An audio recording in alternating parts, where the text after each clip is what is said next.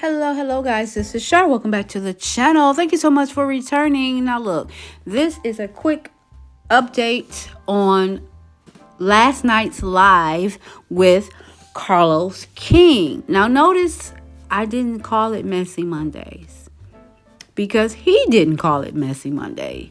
He did not call his IG live, or actually YouTube live, Messy Mondays at all throughout the whole, I think, hour. He goes for a little over an hour every time he does it. For the whole hour, he did not refer to it as Messy Mondays at all. And usually he says Messy Mondays like 2, 3, 4 times throughout the whole live, especially when he was doing it with Dr. Heavenly. But even since Dr. Heavenly has not been doing it with him, he was still referring to it as Messy Monday. He did not say that at all last night.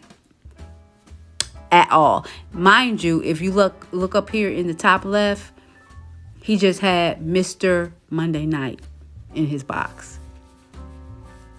He did not refer to himself as Mr. Monday Night, like verbally. He didn't verbally say it, but obviously you can, if you can read, you can see that that's what it says in his box. So I'm guessing he's referring to his lives on Monday as Mr. Monday Night now, because it's clear that he's gotten wind that people are reading him for filth as it relates to last week's Messy Monday with Soguchi and how that transpired and what went down with that, what was said, cutting her off.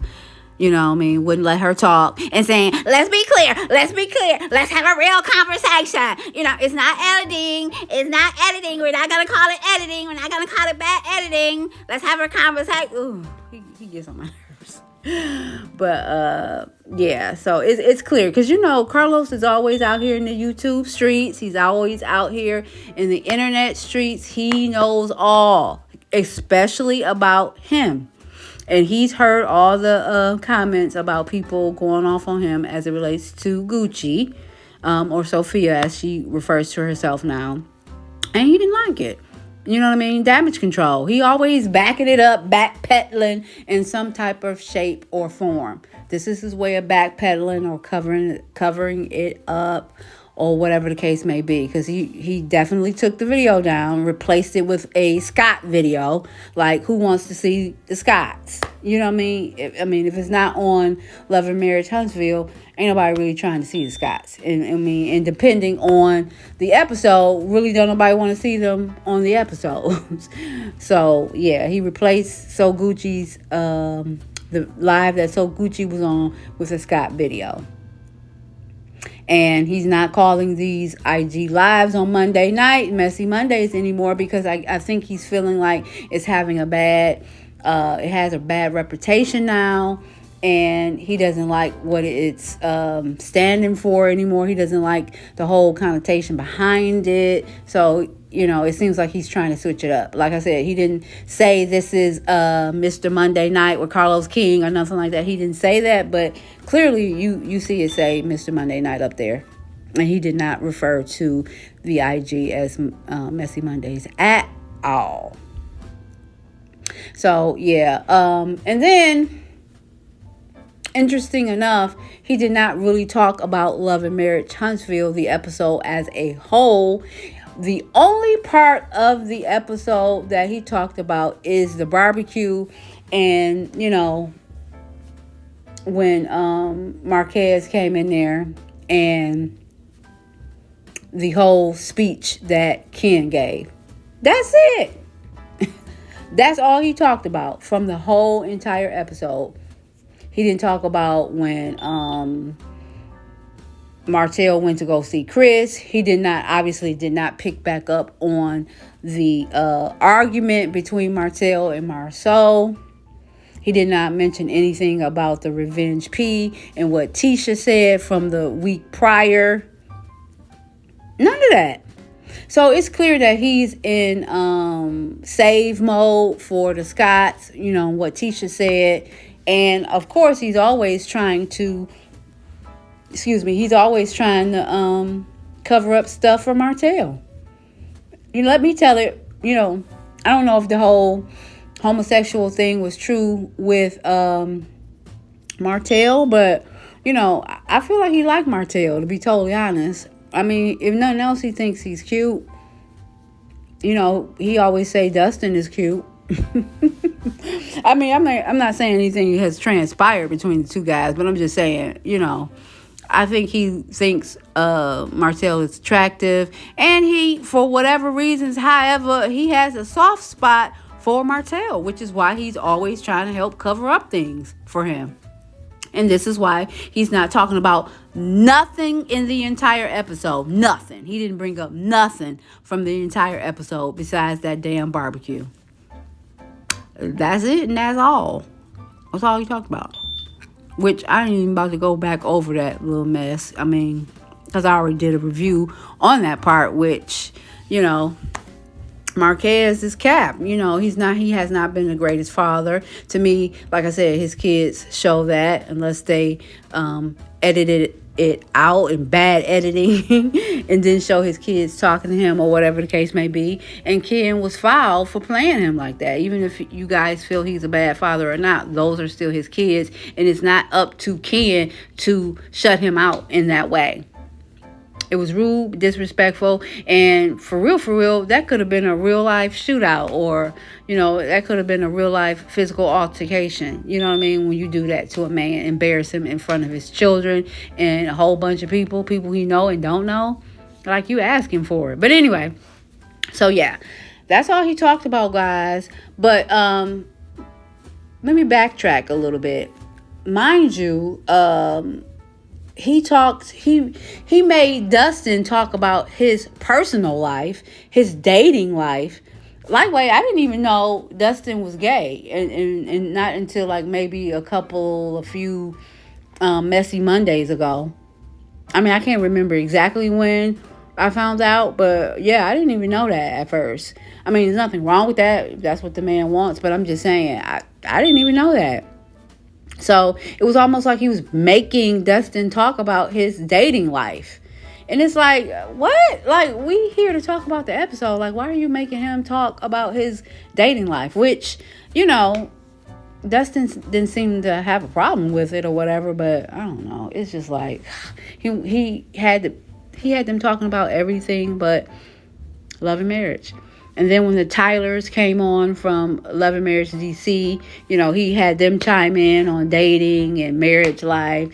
And then when Marie Monroe from Bell Collective came in, he had her chime in on dating and married life and divorces and things like that. They talked about Trisha and how, because Irena basically said that Trisha was all cap and that she didn't think that the woman really wanted the divorce. It was kind of like she was kind of just doing it for the cameras or whatever, which we've all said that. Like, she really didn't want to get the divorce. And now that she actually did get the divorce and sign the papers, now she ain't trying to get married no time soon. But, yeah. So, before this live was over with, though, he did go down the wrong road, a wrong road in my opinion, because what it is he was talking about, the gist of it was like people need to feel grateful that he's employed people, like he is a man or a reality producer of people who got to pay bills and feed their kids and pay their rent and do this and, you know what I mean, take care of their family and feed their it's like, what, Carlos? So, it's clear that he's probably referring to So Gucci when she spoke with Millie Chan. And she was basically like, it's not really worth what she's getting paid. And we all know that Carlos King is the lesser payer of all the reality shows. I mean, it ain't our fault that you don't pay that much and everybody is going around the reality world streets. Is it our fault? No, it's yours.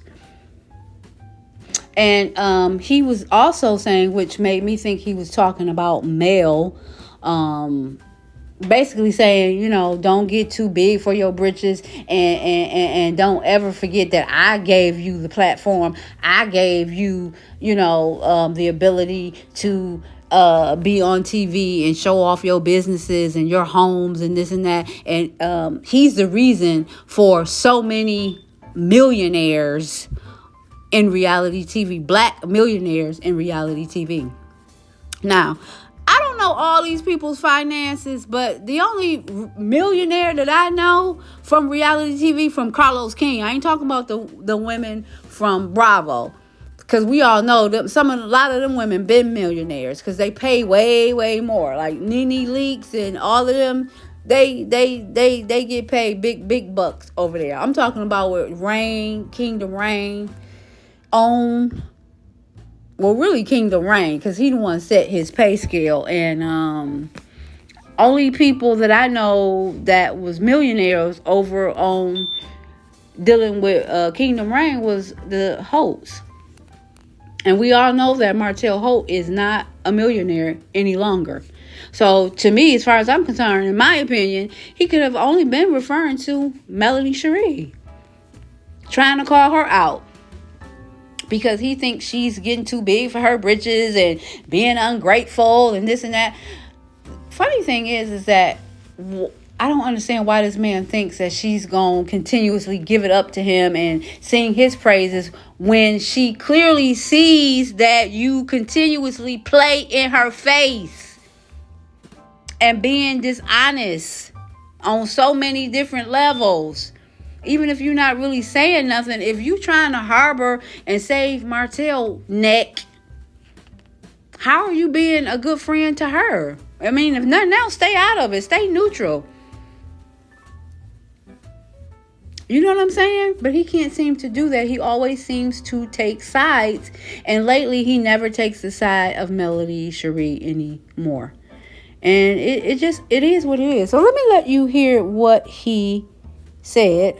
People call it the any production company breathing. Let's have a real conversation. So I work hard and I give more opportunities to black reality stars than anyone else does, but that's another conversation for another day, child. My passion when it comes to work comes because I know that if I don't work hard, people won't be able to feed their families. I represent people who are first-time home buyers. I represent people who are taking care of their mama who's ill. I represent people who are the first-time millionaires because I gave them a chance to be on I gave some of y'all favorite reality stars the first opportunity to be a millionaire because I said yes to the casting tape. Okay? So don't ever underestimate. Don't ever underestimate the power of the yes that comes not only from me, but for everybody. This is a cycle. We all work with each other. We all are able to uplift each other. And we all are able to make sure each other's dreams come true. Carlos King, first of all, Mel and Martell was millionaires when they met you. They had already made millions from the property preservation business. Now, was it a whole bunch of millions, like 10 and 20 million? I don't know, but they said that on the first season of the show that they had made millions from property preservation. So you couldn't possibly, I feel like he's talking about Mel, but you don't know his information wrong, because they had made millions already. And like I said, I don't know about any of them other reality shows and all them other people like the R&B divas. They were not millionaires. Now, had they made millions in their lifetime and in their careers? Probably so. But by the time they hit that reality show, I doubt if they were millionaires. They wasn't living like they were. They were seemingly, their houses were looking like ours. But anyway, and so Gucci and them, I feel like all of the ladies are doing well, but I don't see millionaires on there. And the only other people that may be millionaires is the Bell Collective the Bell Collective couple. Was it Keisha and Willie? Because, he was in the NFL.